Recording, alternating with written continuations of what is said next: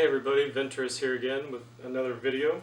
I'm filming indoors today because it is pretty damn cold outside, so I'm in my bedroom right now. So today I want to cover a move that a lot of people have taken interest in pretty lately, and that is what's been called the reverse Obi Ani. So in my previous videos I've gone over the basic, what I like to call the shoulder roll, but everyone knows it is the Obi Ani move, which is this move right here. I take my rings off so they don't click together. And essentially this is the reverse move of that. It's basically you're taking this move and you're doing it in the upward wield, like this. Okay, so that's the move. I see a lot of people use this move nowadays, so it is very popular. But a lot of people still struggle with it. I still struggle with it, but I think I've gotten the basics of it down to where I can teach it. There are a couple things you don't want to do when you do this move, and I'll get into that a little bit later, but essentially the basic Obi Ani move, which is, again, this move here. If you notice in this move, there is three parts to it. There's the backswing, where it goes under your arm, and then the release when you bring it back to the front. So 1, 2, and 3. 1, 2, 3. So that's the three basic parts of this move. Now within that, two factors come into play. There's the part where mostly your hand plays the role, and that's in that back part. But as you bring it to the front, that's when your forearm takes over. Okay, so hand, forearm, hand, forearm. Okay, so your arm is moving the entire time, but the majority of the move, when you bring it forward in front of your body, that's controlled mostly with the forearm, and in the back, that's controlled mostly with the hand. Okay, and that's true for the reverse as well. Now the reverse, again, it's the same move, and you're just reversing it. So essentially, it's all those factors that I just explained are relevant for the reverse. So in the reverse, you're using an upward wield instead of a downward wield.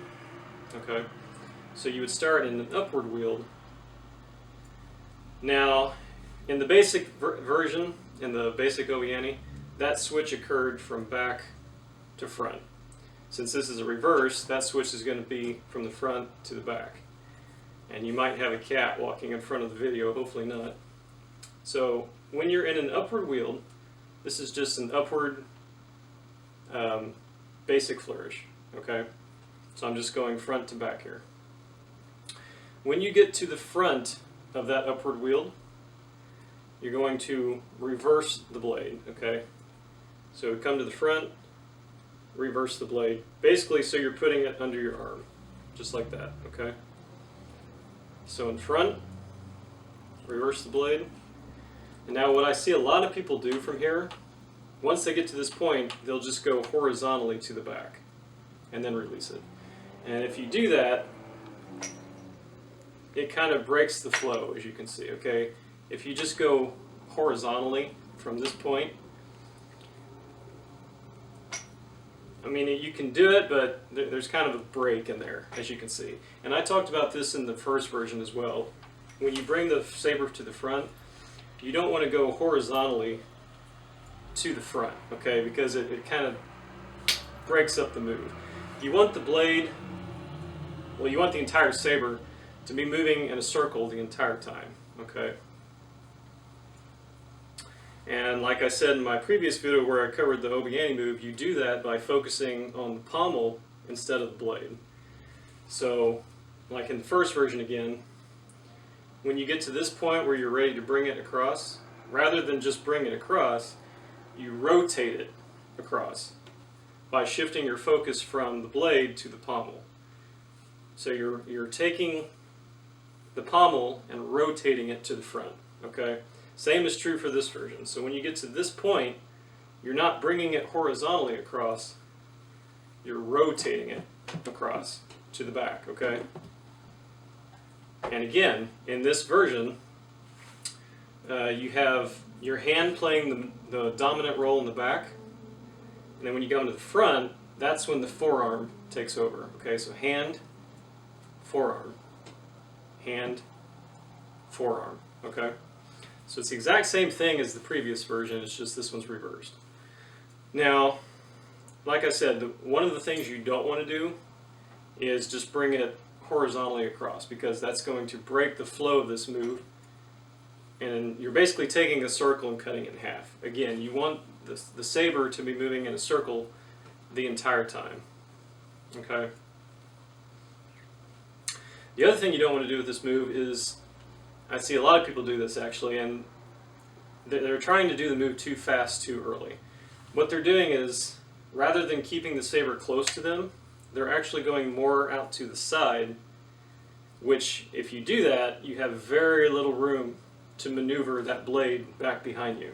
So if I were to do this out to the side, you know, I almost have to overreach, because when you're coming forward with it, it's coming way out here where you don't want it. You want it to be as close to your body as you can get it without hitting your body. Okay, so you're trying to keep the saber pretty much in the same plane right in front of your body. You don't want it coming out here.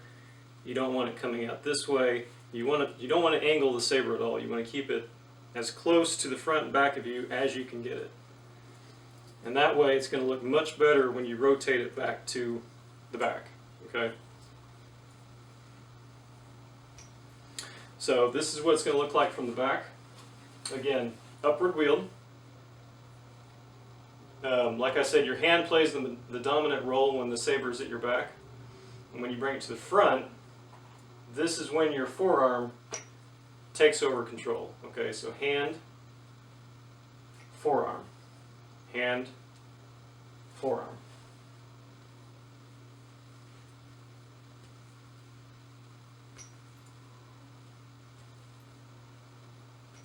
Okay, again, I'm not perfect at this move. I'm still working with it myself, but those are the basics of the move. Again, it's something you want to try to keep as close to your body as you can.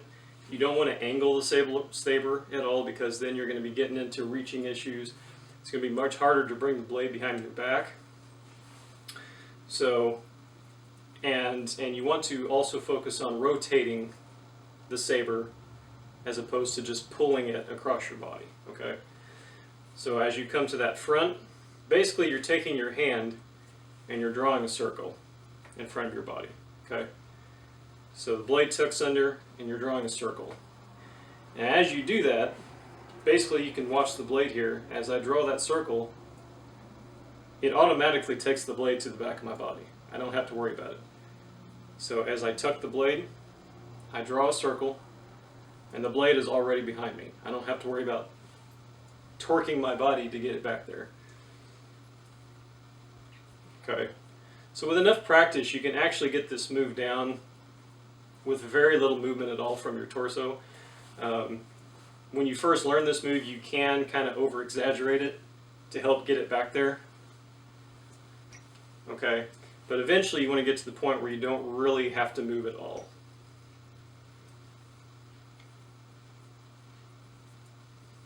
Okay, same with the front one. A lot of people, they'll overextend their torso to try to get that blade back to the front. You don't have to do that. As long as you tuck that blade the way it needs to be and rotate it, that blade is going to automatically go where it needs to. Okay. So as you can see here, as I tuck that blade and rotate, the blade is automatically coming to the front of my body. All I have to do is unwind it. Okay. Same with this version. As soon as you tuck that blade and rotate it, your shoulder is basically pushing the blade to the back of your body. So you don't have to consciously think about doing that. All you have to worry about is rotating the pommel. Okay, do it on this side. And again, I'm still not the best at this move. I'm still learning it myself. See, that was a sloppy version.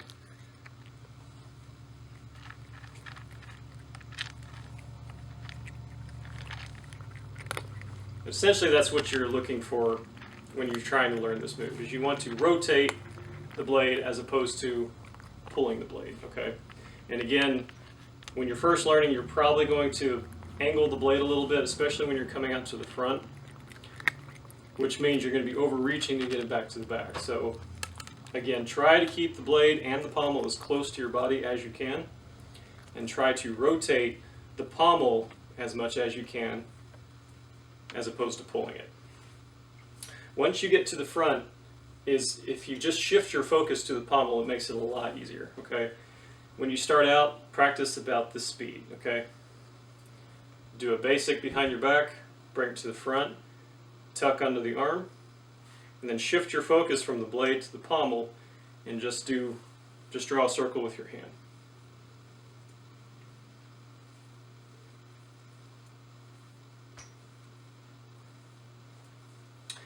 And I've learned this myself. As you start playing with this move, you're probably going to end up hitting the back of your leg. You're going to end up hitting your butt, probably, just because you kind of have to play with where that blade wants to go. Again, if you start angling that blade, you're going to start hitting yourself in the back of the thigh, the butt, the back even. That's what's going to happen. So you really want to practice this move slowly, get that rotation in there, and then once you get that rotation in there, you can start building up your speed with it, okay? So that's the basics of this move. Again, it is a very popular move nowadays. I see it a lot, but I still see people struggle with it. I'm still struggling with it, as you can see. But that's the essentials of this move. It's the same dynamics as the regular Obi Ani. You're just reversing the movement. You just want to make sure that you have the right fundamentals down. You want to make sure you have the rotation in there. You're not pulling anything, and you want to keep the saber as close to your body as you can get without angling it, okay?